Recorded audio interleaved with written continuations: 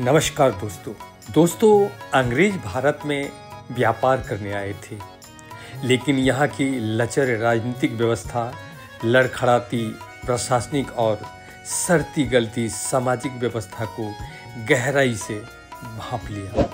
वे पलासी, बक्सर जैसे युद्ध में भारतीय शासकों को हराकर यहाँ के शासक बन बैठे, लेकिन शासक बनकर वे भारत की भलाई नहीं करना चाहते थे, बल्कि वे भारत से अपार धन की उगाही कर अपने देश ले जाना चाहते थे। यही उनका लक्ष्य था। उन्होंने निर्दयतापूर्वक कड़े से कड़े कानून बनाकर यहाँ का धन अपने देश ले गए और यहाँ के लोगों की आर्थिक हालत खोखली हो गई। अंग्रेजों ने अपने फायदे के लिए कुछ ऐसे काम भी किए जिनसे भारत को बहुत ज़्यादा फायदा भी हुआ। यहाँ के कई क्षेत्रों में क्रांतिकारी परिवर्तन हुआ।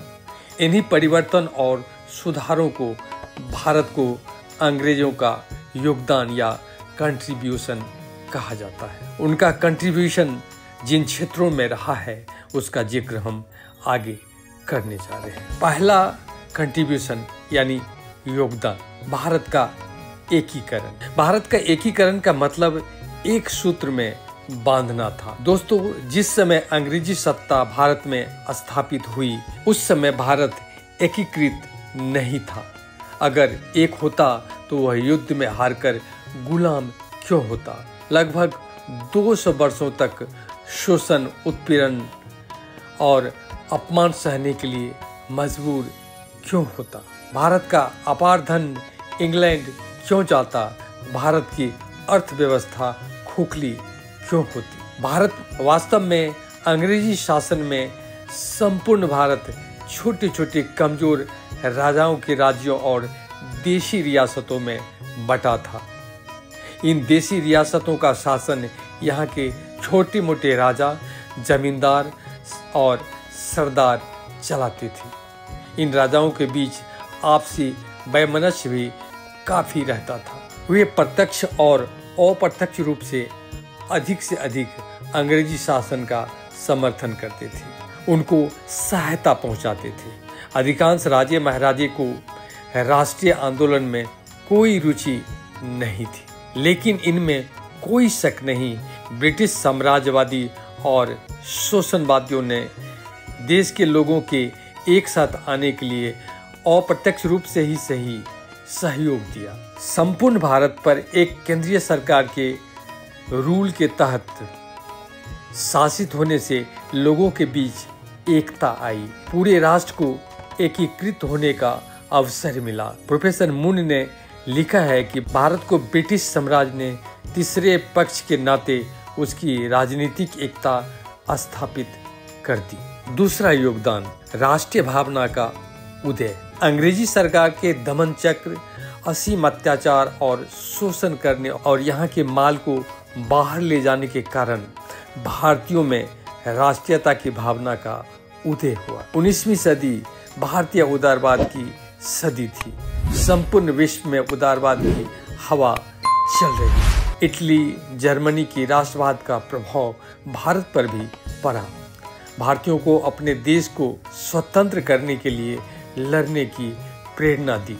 अंग्रेजों के अत्याचार ने भारतीयों में भारतीय राष्ट्रवाद की लहर पैदा कर दी। इस काम में भारतीय साहित्यकारों और प्रेस का भी जबरदस्त रोल था। एक ही तरह से सारे लोगों के गुलाम होने का भाव उसके अंदर राष्ट्रीयता का प्राण फूंक दिया। अक्सर अन्याय भी आदमी को एकजुट होने के लिए मजबूर करता है, इसमें कोई शक नहीं। तीसरा योगदान, लोकतंत्र सरकार की स्थापना। दोस्तों, यहाँ लोकतंत्र की प्रक्रिया 1861 से ही शुरू हो गई थी। 1861, 1892, 1909, 1919 और 1935 तक चलती रही। आंदोलन और विद्रोह की स्थिति को देखते हुए अंग्रेजी सरकार भारतीयों को शासन में भागीदार बनाती चली गई। परिणाम स्वरूप संपूर्ण देश में लोकतंत्रीय सरकार स्थापित हो गई। चौथा, भारत में संसदीय प्रणाली का विकसित होना। दोस्तों, भारत में अंग्रेजों ने ही संसदीय प्रणाली को विकसित किया। कई संशोधनों और अधिनियमों के द्वारा यहाँ संसदीय प्रणाली को विकसित किया गया था। भारतीयों को सरकार से प्रश्न पूछने, सरकार की आलोचना करने, अपने विचारों को व्यक्त करने का अधिकार धीरे धीरे दिया जाने लगा, जिससे संसदीय व्यवस्था को लागू होने और सशक्त होने में काफ़ी मदद मिली। 5वां, रूल ऑफ लॉ।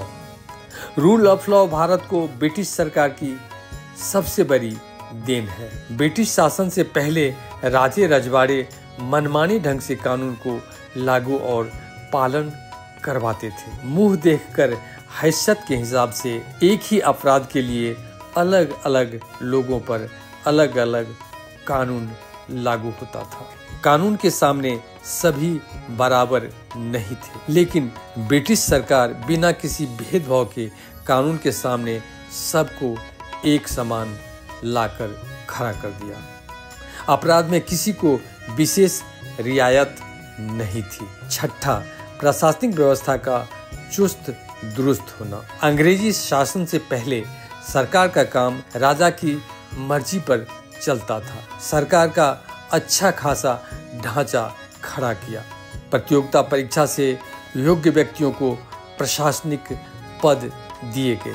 इससे प्रशासनिक व्यवस्था चुस्त दुरुस्त और कुशल हो गई। 7वां, अंग्रेजों के आने से यहाँ बड़े पैमाने पर इंडस्ट्रियलाइजेशन हुआ, जिससे देश की अर्थव्यवस्था में काफी परिवर्तन आया और उसका स्तर ऊंचा उठा। 8वां, भारत में शहरीकरण का विकास। अंग्रेजों का यह भी एक बड़ा योगदान था कि भारत में शहरीकरण हुआ। औद्योगिक विकास ने शहर के विकास में योगदान दिया। पहले भारत के अधिकांश लोग गांव में ही रहते थे। अब बम्बई, कलकत्ता, दिल्ली, मद्रास, अहमदाबाद जैसे औद्योगिक शहरों का विकास हुआ। 9वां, आधुनिक शिक्षा प्रणाली का विकास। दोस्तों, अंग्रेजों ने कई अच्छे स्कूल, कॉलेज और विश्वविद्यालय खोले, जिनसे भारतीयों को अच्छी से अच्छी शिक्षा अपने ही देश में मिलने लग गई। लोग प्रगतिशील और आधुनिक विचारों से परिचित हुए। शिक्षा से जागरूकता बढ़ी। जागरूकता ने देश की आज़ादी के महत्व को समझा। राष्ट्रीयता की भावना जागी। स्वतंत्रता आंदोलन की शुरुआत हो गई। 10वां, साहित्यों का विकास। कई संस्कृत, हिंदी, पाली आदि भाषाओं के ग्रंथों का अंग्रेजी में अनुवाद किया गया। फलस्वरूप विदेशों में भारतीय दर्शन, धर्म, समाज और संस्कृति से लोग परिचित होने लगे। 11वां, अंग्रेजी पोशाकों और स्टाइल का भारत में प्रवेश। पहले लोग यहाँ धोती कुर्ता और लंगोटी पहनते थे। अंग्रेजों के आने से लोगों ने पैंट कोट, सूट और टाई पहनना शुरू कर दिया। उनके गेटअप में गजब का आकर्षक परिवर्तन हुआ। 12वां, यातायात के साधनों का विकास। अंग्रेजों ने यहाँ रेल और सड़क मार्ग का जाल बिछा दिया। हालांकि रेल के विकास का उनका उद्देश्य उसे अपने उद्योग और व्यापार को बढ़ावा देना था, लेकिन भारतीयों को इससे काफी फायदा हुआ। अब लोग एक कोने से दूसरे कोने तक आसानी से आ जा सकते थे। रेल से विचार विनिमय बढ़ा। रेल में यात्रा करने से लोगों के बीच विचार विनिमय बढ़ा। लोग देश के हालात को नज़दीक से देखने लगे। उनके अंदर जागरूकता और मेल मिलाप बढ़ा। पुरानपंथी सोच को कुछ लोग छोड़ने लगे। रेल ने राष्ट्रीय आंदोलन में बहुत बड़ा योगदान दिया। Thank you.